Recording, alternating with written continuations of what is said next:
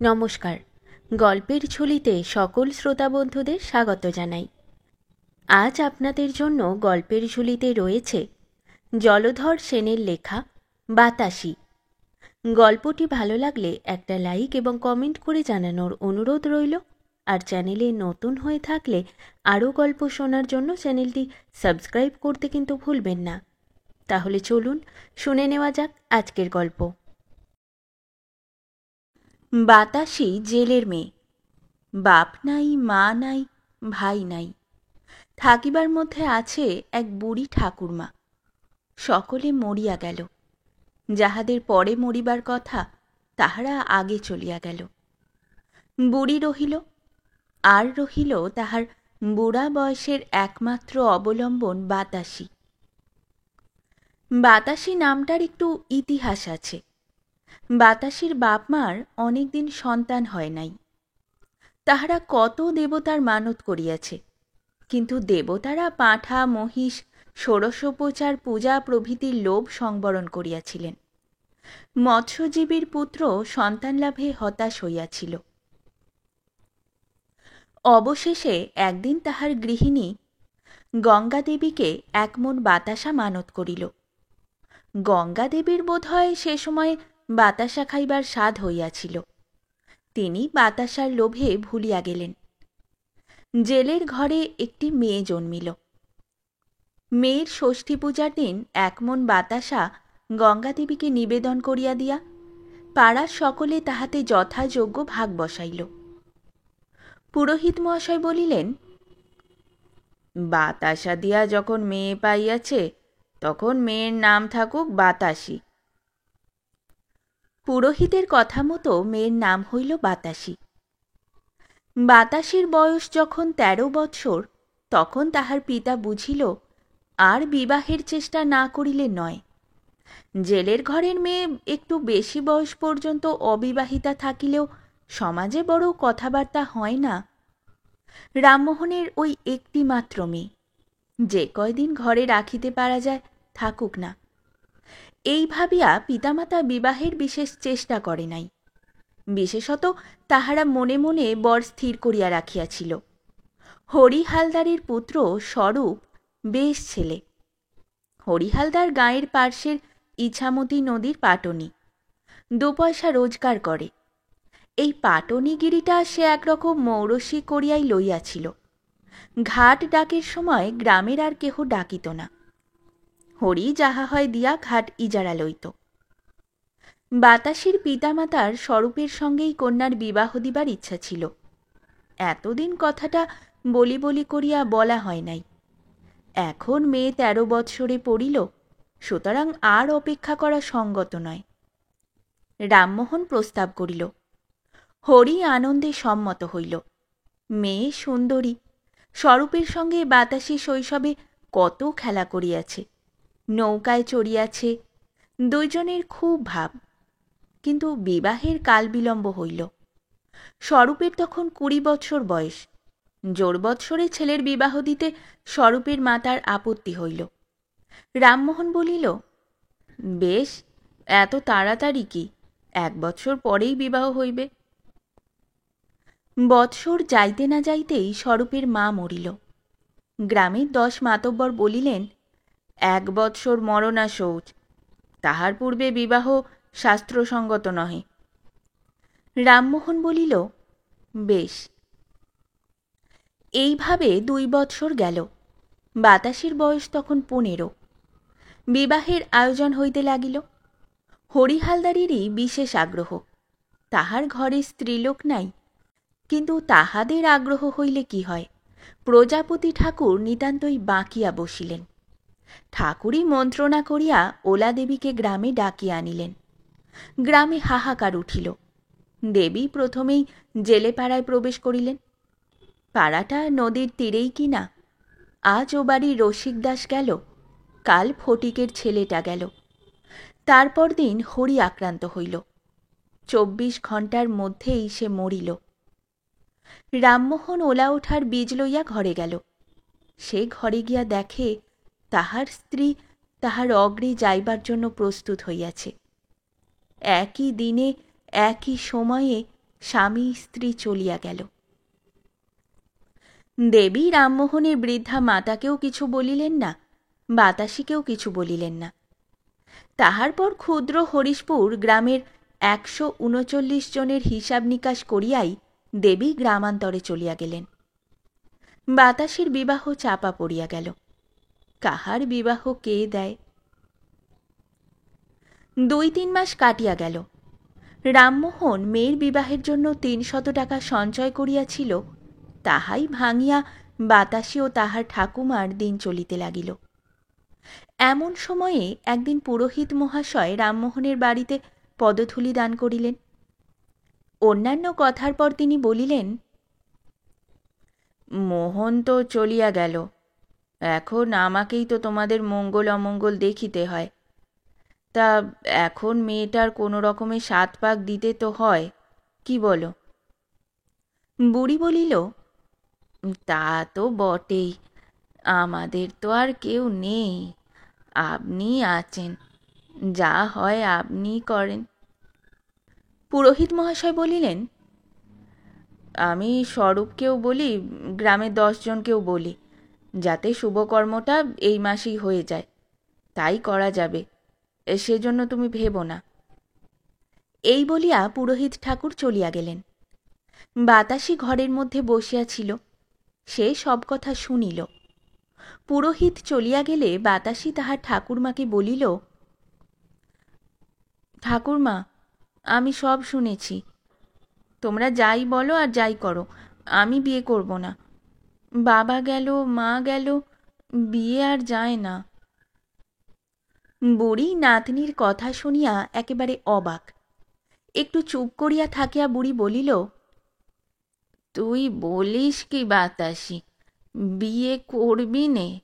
সে কি কথা, অমন কথা মুখেও আনিস নে, লোকে বলবে কি? বাতাসী রাগিয়া বলিল, লোকে যা বলতে হয় বলুক, আমার 10টা ভাইও নেই, বোনও নেই যে লোকের কথায় ভয় পাব। তুই চোখ বুঝলেই আমার সব গেল, আমি বিয়ে কিছুতেই করব না। বুড়ি রাগিয়া বলিল, আবাগি, বিয়ে করবি নে খাবি কি? তোর বাবা তো জমিদারি রেখে যায়নি, আর বসে খেলে রাজার ভাণ্ডারও ফুরিয়ে যায়, শেষে একটা কলঙ্ক কিনবি নাকি? বাতাসী বলিল, তোর মুখে আগুন, রামমোহন মাঝির মেয়ের কলঙ্ক রটায় তার দিকে কুনজরে চায় এমন লোক এ 7 গাঁয়ের মধ্যে নেই। খাবো কি বলছিস? জেলের মেয়ে, খাবো কি? তুই বুড়ো হয়েছিস, ঘরে বসে থাকবি, আমি গায়ে গায়ে মাছ বেচে তোকে খাওয়াবো, তার জন্য ভয় কি? বুড়ি আসল কথাটা আর চাপিয়া রাখিতে পারিল না, বলিল, দিদি, বয়স সবই, তোর এই সমস্ত বয়স, তারপর এই রূপ, সবই ভয় দিদি, সবই ভয়। এত বড় মেয়ের কি আইবুড়ো থাকতে আছে, না কেউ থাকে? বাতাসী বলিল, তা তুই যা বল ঠাকুরমা, আমি এ জন্মে আর বিয়ে করছি নে। বুড়ি বলিল, কেন, স্বরূপকে কি মনে ধরে না? তা তাকে বিয়ে না করিস, অন্য বর দেখি। বাতাসী বলিল, তুই ফের যদি বিয়ের কথা বলবি, তাহলে আমার যেদিকে 2 চোখ যাবে সেই দিকে চলে যাব। বুড়ি তখন বিমর্ষভাবে বলিল, তা আমি তো আর তোর সঙ্গে কথায় পেরে উঠব না, যাই তোর বরের কাছে, সে যদি পারে। বুড়ি সত্য সত্যই স্বরূপের বাড়ি গেল, তাহাকে সমস্ত কথা খুলিয়া বলিল। স্বরূপ কিছুক্ষণ চিন্তা করিয়া বলিল, ঠাকুরমা, তুমি ঘরে যাও, আমি বাতাসীর মন বুঝিব। স্বরূপ অনেক চেষ্টা করিয়াছে, অনেক বুঝাইয়াছে, বাতাসের সেই এক কথা, আমি বিবাহ করিব না, তোমাকেও না আর কাহাকেও না। একদিন স্বরূপ বাতাসীকে বলিল, দেখো বাতাসী, তোমার জন্যে আমি এতদিন বসে আছি, আমার এ সংসারে কেউ নেই, তুমি কি মনে করো আমি তোমায় ভালোবাসি নে? তুমি কি ভাবো আমি তোমার যত্ন করব না? বাতাসি, আমি তোমায় দিন রাত ভাবি। ঝড় বৃষ্টির রাত্রিতে যখন নদীতে লোক পার করতে যাই, তখন তোমার মুখ মনে করেই আমি বল পাই। যখন খালি ঘরে আঁধার রেতে একলা রাঁধি বাড়ি, তখন তোমার কথাই মনে পড়ে।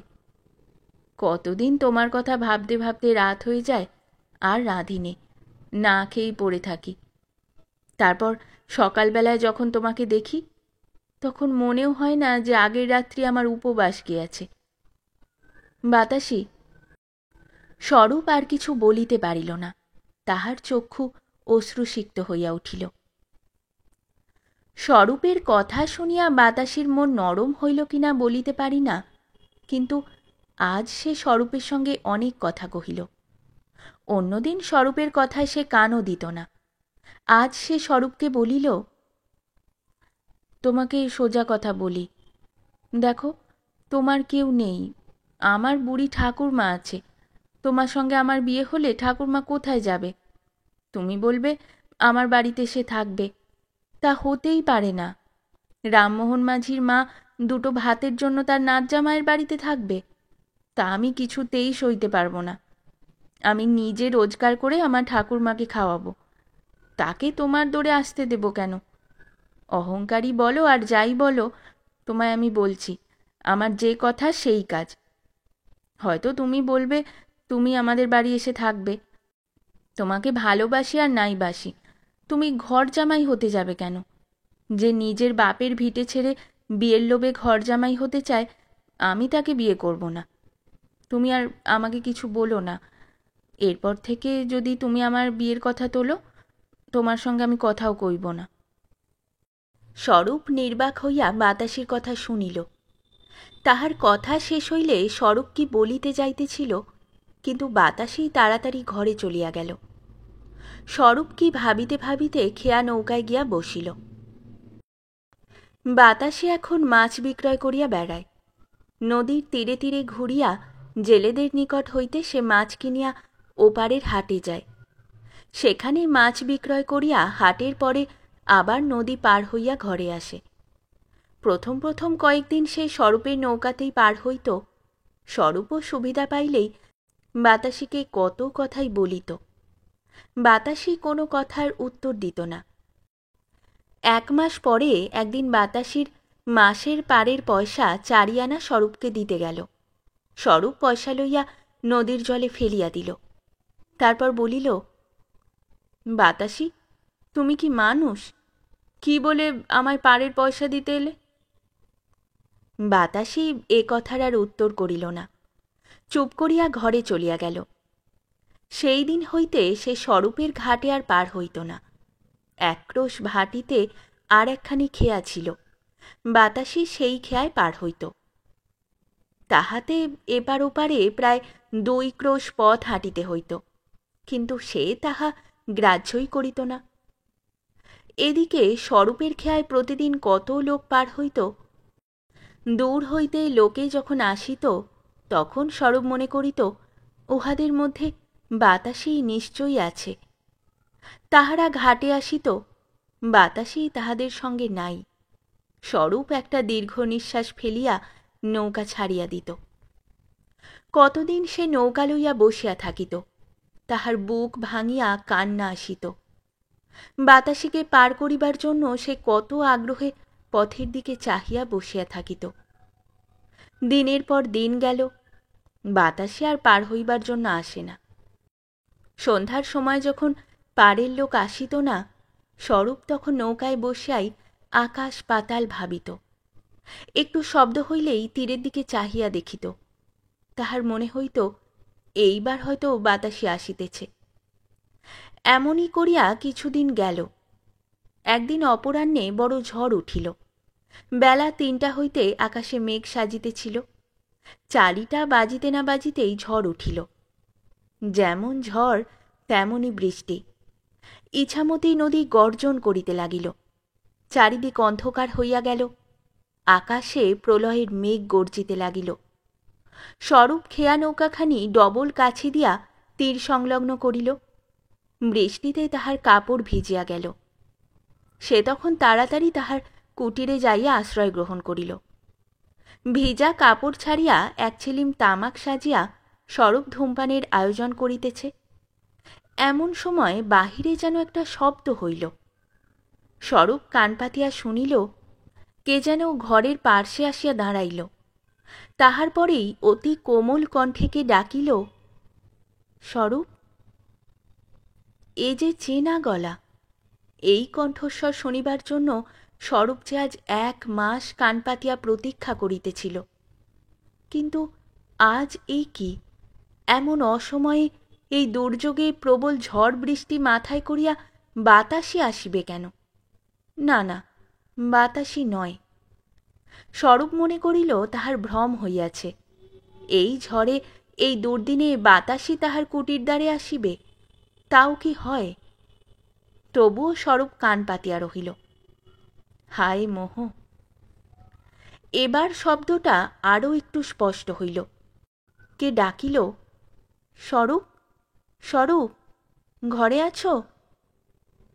আর তো সংশয় নাই, এ নিশ্চয়ই বাতাসির কণ্ঠস্বর। স্বরূপ তখন তাড়াতাড়ি হুঁকা রাখিয়া দ্বার খুলিল। দেখিল দ্বারের সম্মুখে বাতাসি একটা ঝুড়ি মাথায় করিয়া দাঁড়াইয়া আছে। তাহার সর্বাঙ্গ সিক্ত ও কর্দমাক্ত। স্বরূপ আর বাতাসিকে কথা কহিবার অবকাশ দিল না। তাড়াতাড়ি তাহার মস্তক হইতে মাছের ঝুড়ি নামাইয়া লইল এবং তাহার হাত ধরিয়া ঘরের মধ্যে টানিয়া আনিল। তাহার পর সে চুপ করিয়া দাঁড়াইয়া রহিল। তখন বাতাসি বলিল, স্বরূপ, আমায় পার করে দেবে? আমাকে এখনই ওপারে যেতে হবে। পার? এমন ভয়ানক দুর্যোগে, এই ঝড়ে পার? বাতাসি বলে কি? এই প্রলয়ের ঝড়ে পার করিতে হইবে? তাও যাকে তাকে নয়, বাতাসিকে। বাতাসি বলে কি? স্বরূপ কথাটা হয়তো শুনিতে পায় নাই মনে করিয়া বাতাসি আবার বলিল, স্বরূপ, আমায় পার করে দেবে? স্বরূপ বলিল, বাতাসি, তোমাকে পার করবার জন্য তো আমি দিনরাত পথ চেয়ে আছি। তুমি তো আমার খেয়ায় পার হতে আসো না বাতাসি। বাতাসি কোমল স্বরে বলিল, স্বরূপ, আমাকে 5টার মধ্যে এই মাছ ওপারে মুখুজ্জে বাবুদের বাড়ি দিতে হবে। 3 টাকা বায়না নিয়েছি, আমাকে যেতেই হবে। ও ঘাটে গিয়েছিলাম, তারা এ ঝড়ে খেয়া দেবে না, তাই বিপদে পড়ে তোমার কাছে এসেছি। তুমি আমায় পার করে দাও। আজকের এই ঝড়ে তুমি ছাড়া আর কেউ পারে যেতে সাহস করবে না। এই বলিয়া বাতাসি স্বরূপের মুখের দিকে চাহিল। স্বরূপ এমন রূপ আর কখনো দেখে নাই, এমন কথাও আর কখনো শোনে নাই।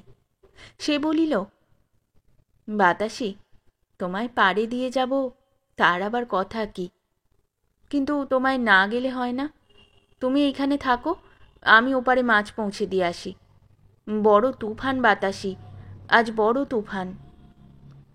বাতাসি বলিল, তা হবে না স্বরূপ, তুমি যে একলাই ঝড়ে আমার জন্য পারে যাবে তা হবে না। আমিও যাব। চলো, আর দেরি করো না, আঁধার ক্রমেই বাড়ছে। স্বরূপ বলিল, বাতাসি, আমার জন্য তোমার ভয়? এ কথা তো আর কখনো বলনি। চলো, তোমাকে আজ পাড়ে নিয়ে যাই। স্বরূপ হালদার আজ ঝড়ের সঙ্গে লড়াই করে পাড়ি মেরে দেবে। চলো, আজই তোমায় নিয়ে পাড়ে যাবার সময়। স্বরূপের চক্ষু দিয়া আগুন বাহির হইতেছিল। সে তখন মাছের ঝুড়ি মাথায় তুলিয়া লইল। বাতাসে 2খানি বৈঠা লইল। নদীর মধ্যে কি যাওয়া যায়? অনেক কষ্টে তাহারা নৌকায় উঠিল। স্বরূপ একবার আকাশের দিকে চাহিল, একবার বাতাসের মুখের দিকে চাহিল। তাহার পর নৌকার কাছি খুলিয়া দিল। নৌকা নাচিয়া উঠিল। স্বরূপ বলিল, বাতাসি, ওখানে নয়, আমার এই হালের কাছে এসে বসো।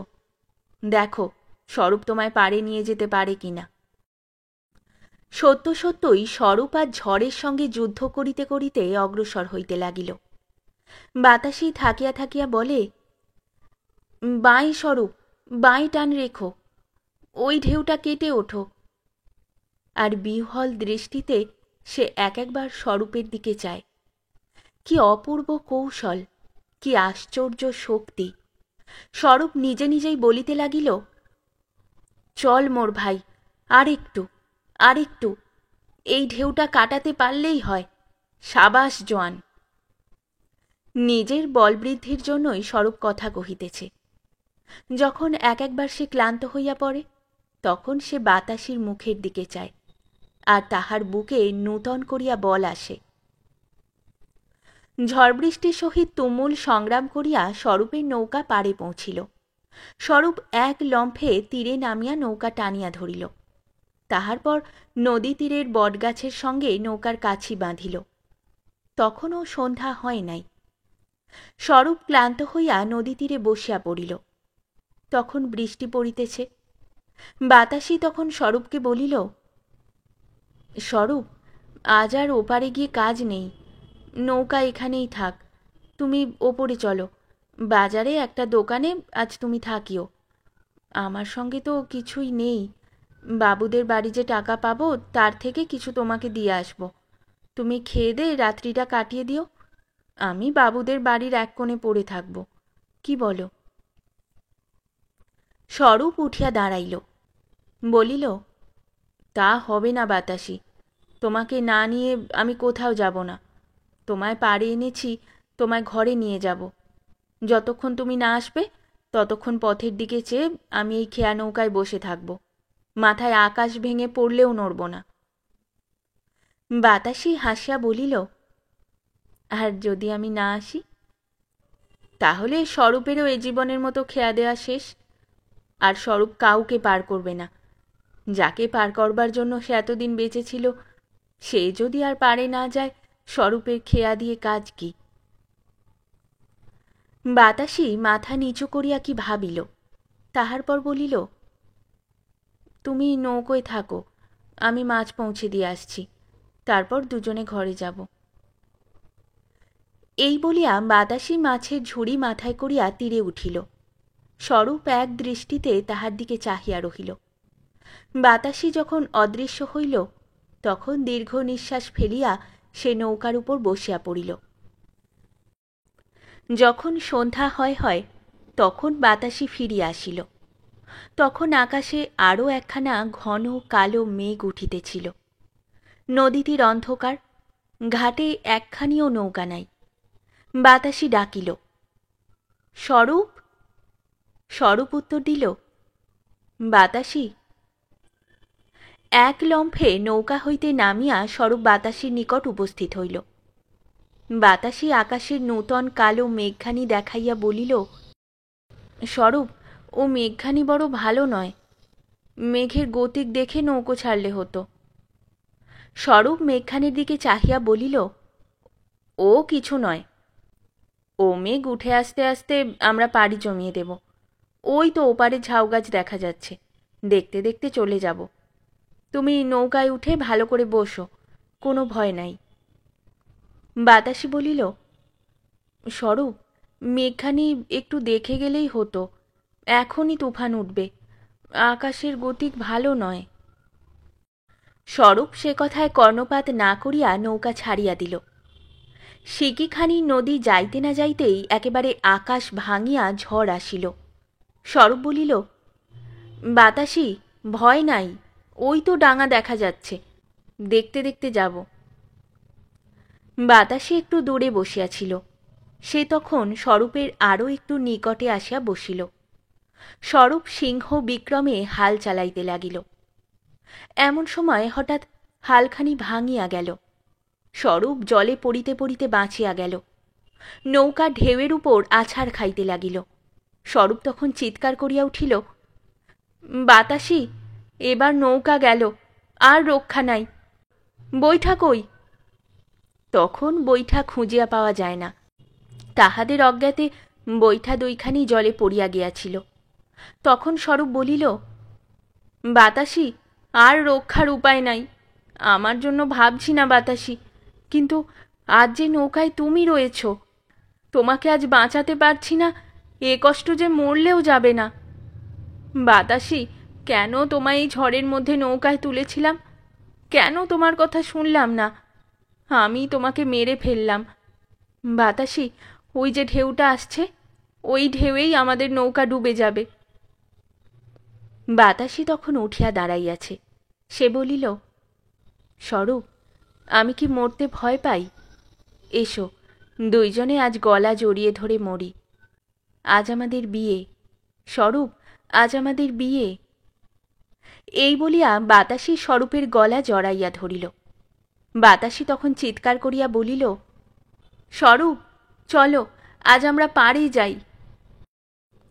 প্রকাণ্ড একটা ঢেউ আসিয়া নৌকোখানি আছড়াইয়া ফেলিল।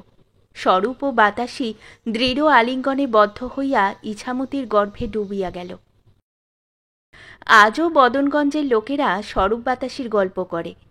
যে ঘাটের সম্মুখে তাহাদের নৌকা ডুবিয়াছিল, এখনও তাহাকে সকলে স্বরূপ মাঝির ঘাট বলিয়া ডাকে। শেষ হল আমাদের আজকের গল্প। গল্প পাঠে এবং বিভিন্ন চরিত্রে আমি তৃষিতা। গল্পটি ভালো লাগলে লাইক এবং শেয়ার করে দেবেন। আর চ্যানেলে নতুন হয়ে থাকলে আরও গল্প শোনার জন্য চ্যানেলটি সাবস্ক্রাইব করতে কিন্তু ভুলবেন না। খুব তাড়াতাড়ি নতুন একটি গল্প নিয়ে ফিরে আসব। সকলে ভালো থাকুন, শুনতে থাকুন গল্পের ঝুলি।